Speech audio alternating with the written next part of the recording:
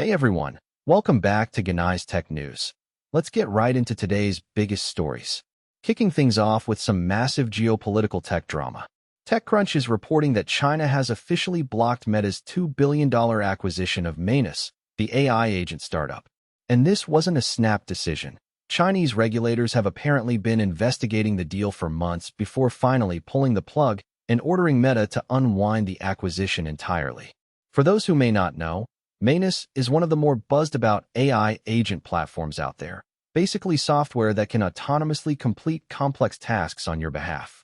Mark Zuckerberg had been banking on this deal to accelerate Meta's push into AI agents, which is widely seen as the next big battleground in the tech industry. So this is a significant blow. The move highlights just how much US-China tech tensions are now shaping who gets to buy what, and where AI development is allowed to go. Meta hasn't made any major public statement yet, but this is definitely a story we'll be watching closely. China effectively just drew a hard line on a major American AI acquisition, and that has ripple effects across the entire industry. All right, now let's talk about something that could literally change the device in your pocket. TechCrunch is reporting that OpenAI may be working on its very own smartphone, and this wouldn't be a normal phone. We're talking about a device where AI agents essentially replace traditional apps. Instead of opening a Maps app or a weather app or a shopping app, an AI agent would handle all of those tasks for you directly. An analyst cited in the report says mass production could begin as early as 2028. Now, that's still a couple of years out, but the fact that we're talking about it now shows just how aggressively OpenAI is expanding beyond being just a software company. Think about what this means. If AI agents can genuinely replace apps, that's a fundamental rethinking of how we interact with our phones. No more app stores as we know them. No more juggling between 5 different platforms. Just ask and it gets done. Of course, we've heard big promises about AI-native devices before. Remember the AI pin? So there's healthy skepticism to be had here.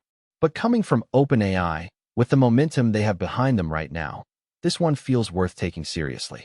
We'll keep an eye on how this develops. Next up, a story that blew up on social media over the weekend and forced Canva into an apology. The Verge is reporting that Canva's new Magic Layers AI feature was caught automatically replacing the word Palestine in user-created designs.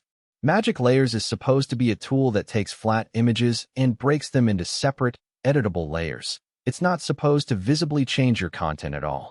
But an ex-user going by the handle Rose_A9 discovered that the feature was silently swapping out that specific word in their designs. Canva has since issued an apology and says the alteration was not intentional, essentially calling it a bug or unintended behavior.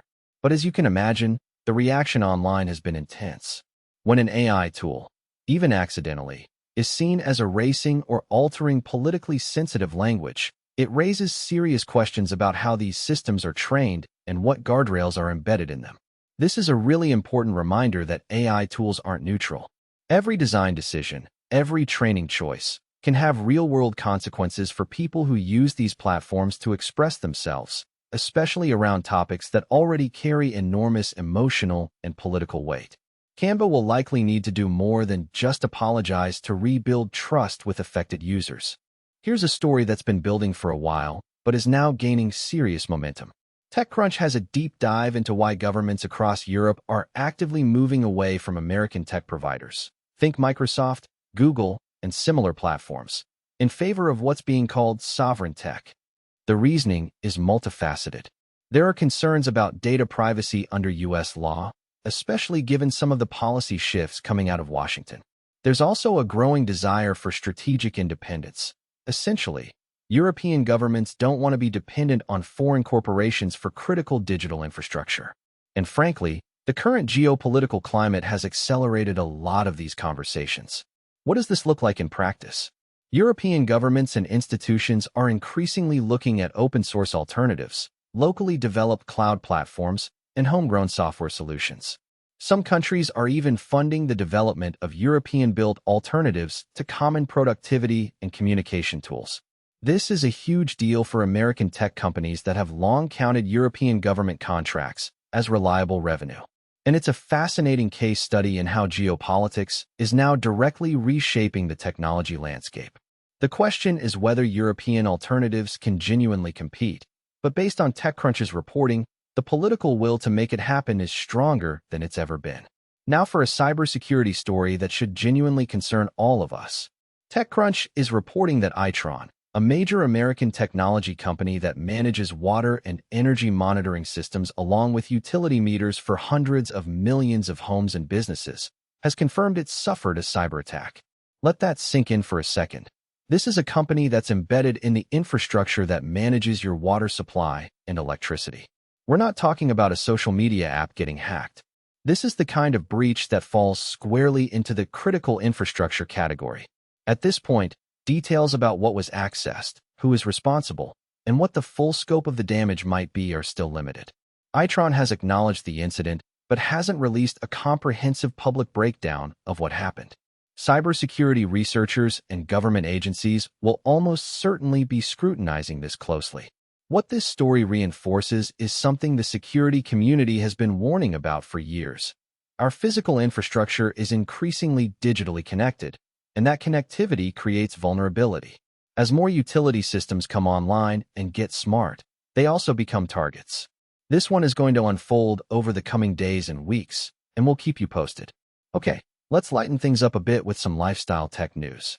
According to reporting from both The Verge and TechCrunch, Spotify is making a major move into the fitness space, and they're bringing Peloton along for the ride.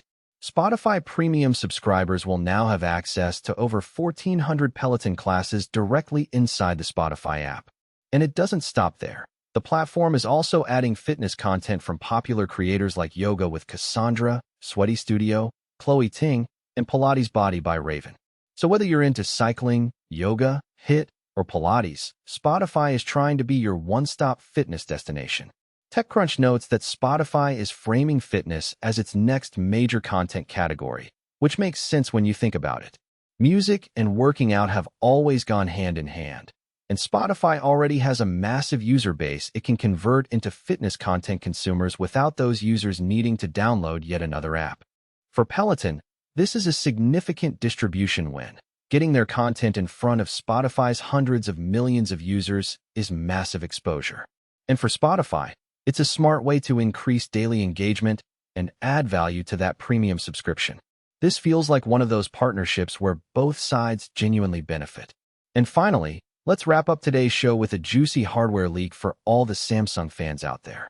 The Verge is reporting that leaker and journalist Sonny Dixon has published images of what appear to be dummy units, basically non-functional physical mock-ups used for manufacturing planning, of Samsung's upcoming Galaxy foldable lineup, including what's reportedly called the Galaxy Z Fold 8 Wide. As the name suggests, this device is expected to be a wider foldable phone than what Samsung has offered before, essentially more screen real estate when unfolded. Samsung is reportedly aiming to launch this later in 2026, so we could be just a few months out from an official reveal. Why does this matter? The foldable market has been evolving fast, and one of the common criticisms of book-style foldables is that they can feel narrow when open. A wider form factor could address that head-on and make the unfolded experience feel more like a genuine tablet alternative. Of course, dummy units don't tell us everything. We don't know specs, pricing, or final design details yet. But as a first look at the direction Samsung is heading, this is exciting stuff for anyone keeping an eye on next-generation mobile hardware. All right, that's going to do it for today's edition of Genai Tech News. If you found this useful, do me a favor and smash that like button. It genuinely helps the channel grow.